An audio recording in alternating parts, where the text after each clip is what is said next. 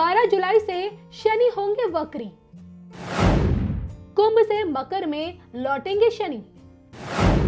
किन राशियों पर फिर से लगेगी ढैया। शनि के 6 महीने किन राशियों पर भारी।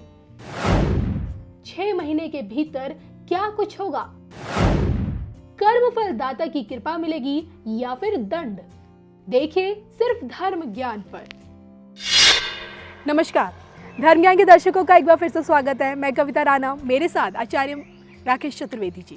जी नमस्कार कविता जी, नमस्कार दर्शकों।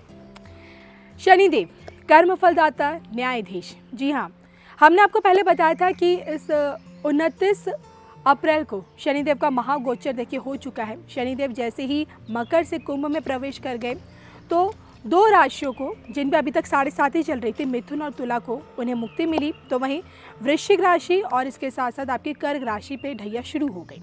और अब एक बार फिर शनि दोबारा वक्री होने जा रहे हैं। जी हाँ, इस 12 जुलाई से शनि वक्री हो रहे हैं। वापस देखिए कुंभ में चले गए थे, लेकिन अब कुंभ से वापस अपनी मकर में चले जाएंगे और इस वक्री अवस्था में 2 राशियों पे फिर से ढैया लग जाएगी। और वो 2 राशियाँ कोई और नहीं बल्कि मिथुन और तुला ही राशि हैं। तो कुल मिलाकर कह सकते हैं कि अब शनि की ढैया में 4 राशियाँ प्रभावित होंगी। जी हाँ, और इन 4 राशियों के लिए आने वाले जनवरी तक का ये समय, 17 जनवरी तक का समय, उसके बाद जाके शनि मार्गी होंगे। तो ये समय जो है इन 4 राशियों के लिए कैसा रहेगा, इसी को लेकर आज हम बात करने वाले हैं आचार्य राकेश चतुर्वेदी जी से।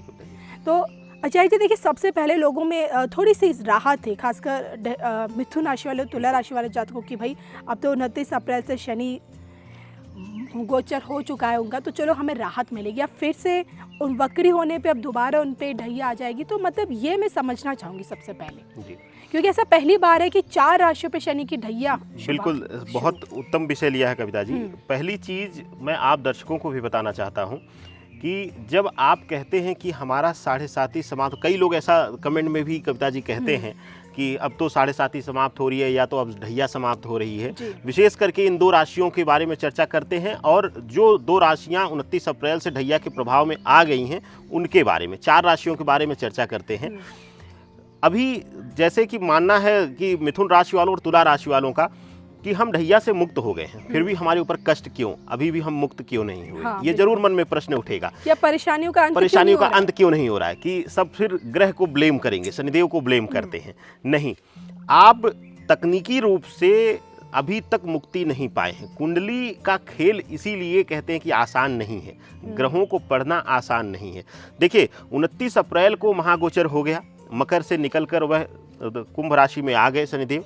लेकिन यहाँ पर एक बहुत बड़ा खेल किया है और ये कई वर्षों बाद ऐसा देखने को मिला है। अब तक आपने देखा होगा कविता जी कि वक्री भी होते हैं तो उसी अपने घर में हो जाते हैं शनिदेव।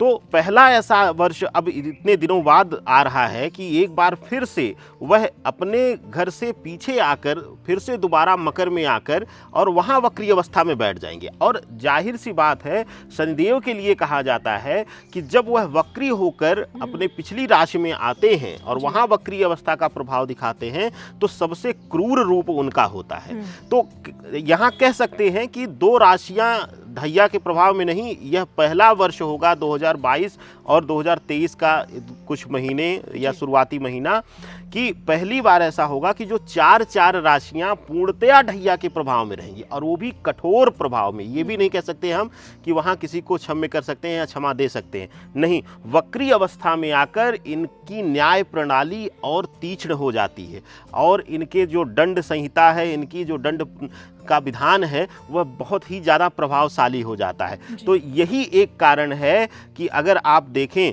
कि 12 जुलाई को गोचर कर रहे हैं, फिर से वक्री होकर अपनी पिछली राशि में मकर में आ रहे हैं। अब यह जो लग्न चार्ट है आप सभी के सामने जो है, यह 12 तारीख के बाद गोचर के बाद का यह लग्न चार्ट है, जो कि कन्या लग्न का लग्न चार्ट बन रहा है। और यहाँ अगर आप देखेंगे तो शनि दोबारा वक्री होकर 10वें भाव में, यानी कि 10वें घर में, मकर राशि के घर में आ चुके हैं। इसका अभिप्राय ये हो गया है कि जो लोग खुश हो रहे थे कविता जी कि अब हम ढैया के प्रभाव से मुक्त हो गए हैं, विशेष करके मिथुन राशि वाले और तुला राशि वाले, वह फिर से एक बार और ज़्यादा उनकी पकड़ में आ गए हैं, उनकी गिरफ्त में आ गए हैं। तो अभी भी अपने कर्मों पर आपको ध्यान देने की ज़रूरत है और संभल कर रहें कि यह इतिहास में बहुत कम होता है कि शनिदेव फिर से गोचर करके वक्री अवस्था में आए और दोबारा प्रभाव दिखाएं। और यह वर्ष बहुत अद्भुत होने वाला है शनिदेव के प्रभाव के लिए कविता जी। बिल्कुल, और देखिए ना 12 जुलाई से शनि जब वक्री हो जाएंगे यानी कि कुंभ से वापस अपने घर मकर में आ जाएंगे और उसके बाद देखिए 17 जनवरी में जाके फिर से इनका मार्गी होंगे। और देखिए तकरीबन ये हम इसे पूरे तकरीबन 6 महीने का ये समय ले सकते हैं। और ये देखिए ये आने वाली जो 6 महीने हैं इन 4 राशियों पे जिन पे शनि की ढैया लग चुकी होगी, तो इनके लिए कैसा रहेगा। सबसे पहले हम बात करते हैं मिथुन राशि वाले जातकों के बारे में। तो इनके लिए शनि की इस वक्री अवस्था में ढैया के दौरान इनके लिए कैसा रहेगा आचार्य जी? देखिए तकनीकी रूप से अब कुछ लोग कहेंगे कि नहीं मिथुन राशि जो है वो मुक्त हो चुकी है ढैया से कविता जी, और अक्सर लोगों ने कहा भी है। लेकिन यहाँ पर अब हम हमारा जो अभिप्राय बनता है, जिस मंच पर हम हैं वहाँ पर एक उचित सलाह आपको मिले, तो उस लिहाज से हम बता दें कि देखिए मिथुन राशि वाले मुक्त तो हो गए थे 29 अप्रैल को, लेकिन एक बार फिर से अपने पुराने घर में वापस होने की वजह से और वक्री अवस्था में वापस होने की वजह से वह शायद ढैया के प्रभाव से ज़्यादा प्रभाव इस मिथुन राशि पर इन लगभग 6 महीने का जो आपने पीरियड बताया है।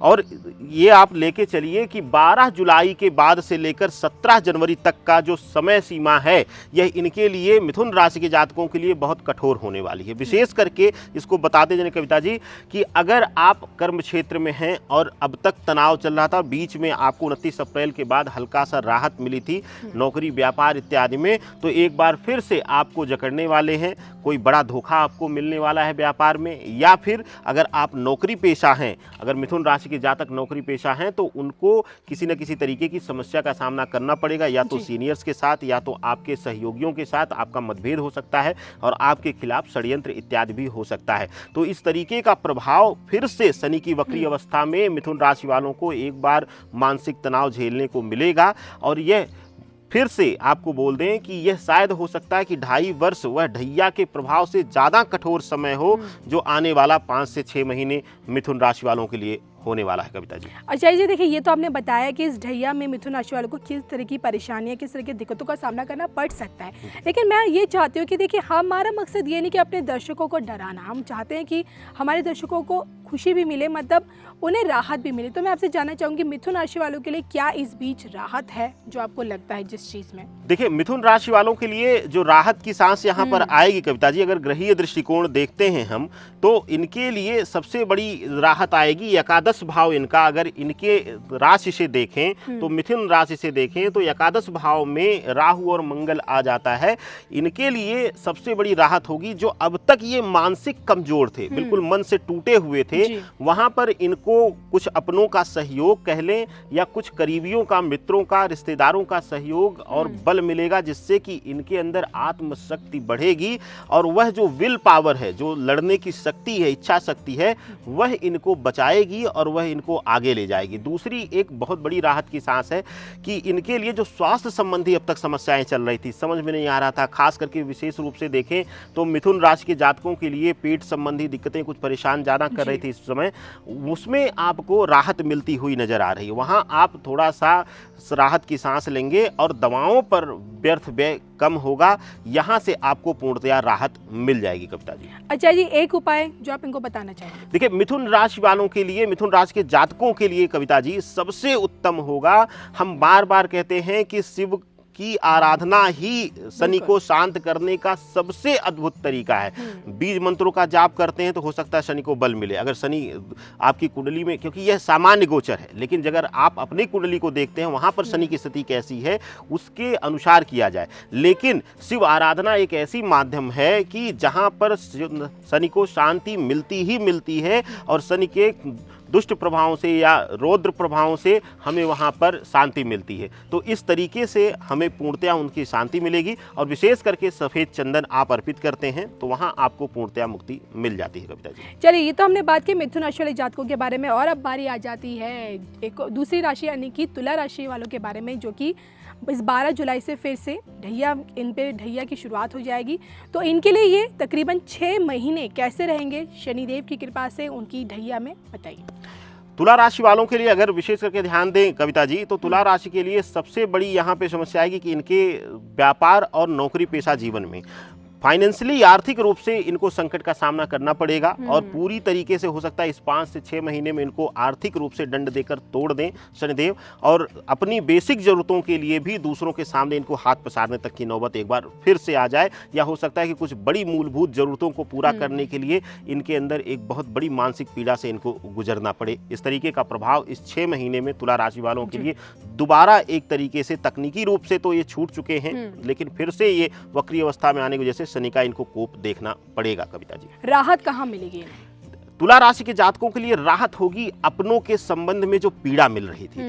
अब तक तुला राशि वालों के लिए स्थिति जो थी वह बिखराव की थी, परिवार में विघटन की थी, दूरियों की थी, पीड़ा की थी। वहां इनको पूर्ण रूप से राहत मिलती हुई नजर आ रही है, और विशेष करके शनिदेव संबंधों में जो पीड़ा दे रहे थे वहां इनको क्षमा करते हुए या इनको शांति थोड़ा सा देते हुए नजर आ रहे हैं कविता जी।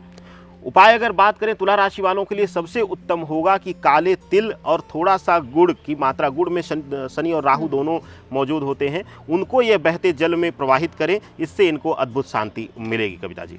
चलिए अब आगे चलते हैं और बात करते हैं हम अपनी कर्क राशि वाले जातकों के बारे में, क्योंकि इन पे देखिए इस 29 अप्रैल से ही, बीते 29 अप्रैल से ही शनि की ढैया की शुरुआत हो चुकी है, और जनवरी तक का ये जो समय है इनके लिए कैसा रहेगा इस ढैया के दौरान, बताइए। देखिए कर्क राशि वालों के लिए विशेष करके ध्यान देने की जरूरत है कविता जी कि यह राशि चंद्रमा के प्रभाव में जीती है, और शनि चंद्रमा का कभी भी शुभ युति नहीं होती है, और एक बार जब ये ढैया के प्रभाव में आ चुके हैं तो जाहिर सी बात है इनको मानसिक तनाव इत्यादि का सामना अब करना पड़ रहा है। अगर हम देखें 22 जुलाई से लेकर 17 जनवरी तक का समय अगर इनके लिए देखें तो यह पीरियड इनके लिए बहुत ही शुभ होगा, विशेष करके फाइनेंशियली स्थिति के लिए, और साथ ही साथ मानसिक तनाव जो है वो इनका कम होगा, इनको आर्थिक मजबूती मिलेगी, साथ ही साथ अपनों का सहयोग इस बीच मिलेगा। तो ढैया के प्रभाव में होते हुए भी इनको ढैया से एक तरीके से कह लें कि मुक्ति मिलती हुई नजर आ रही है इस 6 महीने के दौरान कविता जी। उपाय अगर देखें कर्क राशि वालों के लिए सबसे उत्तम होगा कि यह सफ़ेद चंदन अर्पित करें और गंगा जल से यह अभिषेक करें, विशेष करके शनिवार और मंगलवार के दिन शिव जी की। यह इनको शुभता प्रदान करेगा और इनके जीवन से समस्त कष्टों को दूर करेगा कविता जी। चलिए इसके अलावा हमारी जो अगली राशि है जो कि शनि की ढैया के प्रभाव में रहेगी वो है वृश्चिक राशि। और आइए वृश्चिक राशि वाले जातकों के लिए जनवरी तक का ये समय, ये आने वाली जो 6 महीने हैं शनि के ढैया में, इनके लिए कैसे रहेंगे?